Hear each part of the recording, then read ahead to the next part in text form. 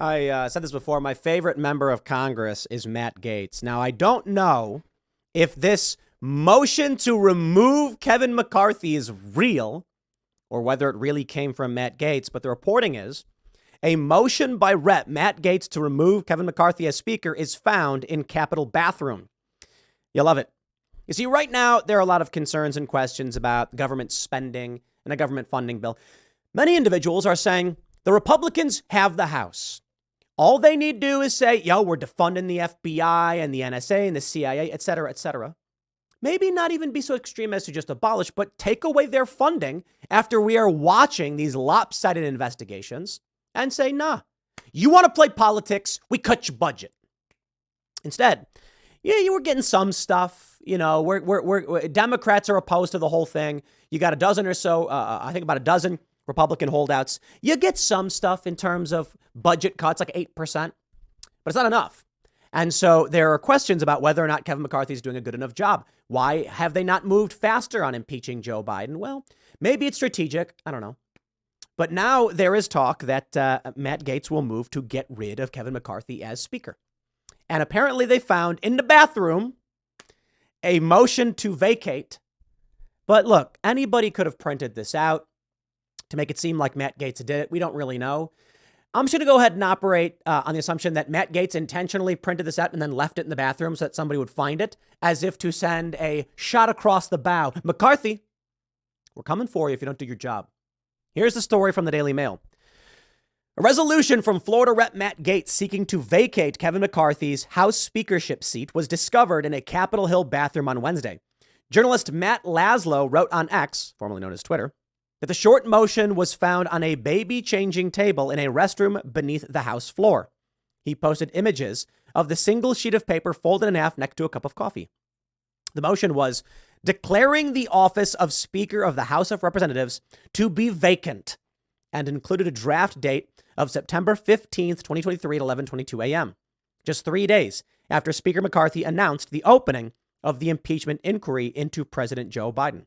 I wonder, let's just 3 days after, I wonder for what reason, here, look at this picture. Someone's like, they went in the bathroom, they found it, there's a coffee. Did someone accidentally leave this resolution there? When did they leave it? I don't know, man. I don't believe it. Maybe it was a staffer for Matt Gaetz. Whoopsie. Or maybe they intentionally left it there, hoping somebody would find it, a journalist perhaps. And then word would get around that Matt Gaetz is doing something. You see, a lot of people have been critical of Matt Gaetz, saying, like, you said you were going to hold McCarthy accountable. When they were voting on Speaker, you had a bunch of these Republicans being like, no way. And Matt Gaetz was one of the most vocally voted for Donald Trump to be Speaker. It was fantastic. And then ultimately, concessions were made. And Matt Gaetz said, look, if he doesn't do his job, we will remove him. That's the only way he gets in. And now there are many concerns that he's not doing his job. Things aren't working very well, and that he's effectively just, throwing some red meat here and there, but not actually supporting those who were challenging him in the first place. I shouldn't say supporting, but actually compromising and working with. Here's the image. Up the top, you can see G18 Gaetz /Gaetz194.xml. 118th Congress, first session, declaring the office of the Speaker of the House of Representatives to be vacant. In the House of Representatives, Mr. Gaetz submitted the following resolution, which was referred to by the committee on, and it's blank, resolution declaring the office of Speaker of the House of Representatives to be vacant. 1, resolved that the office of Speaker of the House of Representatives is hereby declared to be vacant. It just repeats itself several times, but that's all it need be for Kevin McCarthy to be removed. It is unclear how Gaetz's resolution ended up in the bathroom and who left it there. Also, I'd like to stress, it's unclear that Gaetz even made it or his office even made it. It could have been made by anybody. A Democrat could have made it to sow discord in the Republican Party. I don't buy it. It's more likely that Gaetz made it. A lot of people were criticizing him and he said, there's nothing I can do but apologize. And now here comes the play. There's this resolution to remove McCarthy. Wasn't really entered. Nothing's really happening. But a lot of people are certainly going to laugh at the idea that McCarthy is making this shot across the bow. McCarthy's office did not respond to a request for comment. The same day McCarthy announced the impeachment inquiry following months of pressure from the far right, Gaetz warned the speaker launching the probe to appease the right wing will not save him from potential ousting. I've fallen for this mirage before, Gaetz said Tuesday. Obviously, McCarthy wasn't serious about Mayorkas' impeachment. He said at the time when the speaker went down to the southern border to gaslight about attempts to impeach Homeland Security Secretary Alejandro Mayorkas. The first thing that happens is that Kevin McCarthy gets worried that he's going to lose power like he did in January, and like he has in recent weeks, as I've been mounting pressure on him, Gaetz noted. And then the second thing he does is indicate that there is some upcoming impeachment or impeachment inquiry, and the reality is to date that has just been the slow boat to China. It hasn't been authentic or sincere or robust. Some claim that there were threats to remove McCarthy if he didn't launch an impeachment. But Rep. Marjorie Taylor Greene, a fellow MAGA lawmaker, assured there were no threats against McCarthy. The first impeachment proceedings are set for next Thursday in the House Oversight Committee, which is chaired by Rep. James Comer. Ooh, this is going to be fun, isn't it? Sitting around with another boring impeachment trial, but will be interesting. By launching an inquiry, House investigators are given expanded abilities, including a heightened power to subpoena. The panel has already subpoenaed the bank records for President Biden's son Hunter and brother James. There is speculation that the inquiry could result in the subpoena of Joe and Hunter Biden's testimony to Republican House investigators. Should be very, very interesting to say the least. I certainly hope that this sends a warning to Kevin McCarthy that there's something legitimate. If you don't do what you're supposed to do, supporting the American people, you're out. Unfortunately for us, too many of these Republicans are do nothing, say nothing Republicans. They just want to get elected. It's really interesting. How many of these guys keep their head down, say nothing, are barely ever involved in any of these issues, just pass votes and then carry on. Just another mundane job. Very few stand up, speak up, and stand out. And Matt Gaetz is probably the best member of Congress in Congress because he seems to actually respond to what the people expect him to be doing, like a new generation of younger politicians who are actually paying attention to what their voters are thinking and saying, okay, I will act accordingly. I'm here to represent you.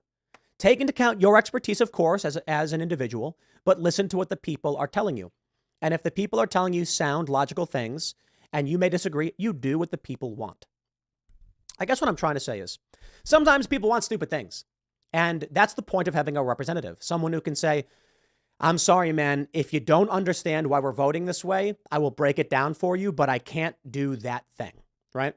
And then sometimes there's a moral question of disagreement, meaning you have the people saying, no, we want X implemented. And you say, well, I don't think X is morally the appropriate thing to do, but it is not me who should be inserting my morality over the will of the people. If there's a practical matter, like people say, we want to fund, spaceships to Mars. And you go, we don't have spaceships to Mars. That money is going to get thrown on the gutter. That's the stopgap benefit. That's the benefit of having a rep.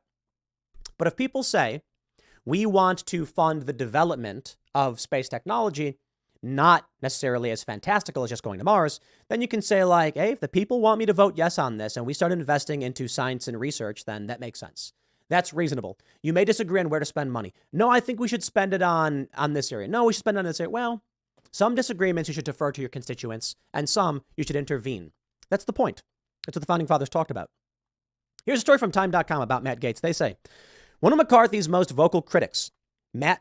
Matt Gaetz of Florida, has been launching attacks against the speaker for months and has threatened to oust McCarthy from his speakership through a motion to vacate. Their public feud highlights the deep divisions within the GOP as it grapples with the spending fight. You see, and there it is.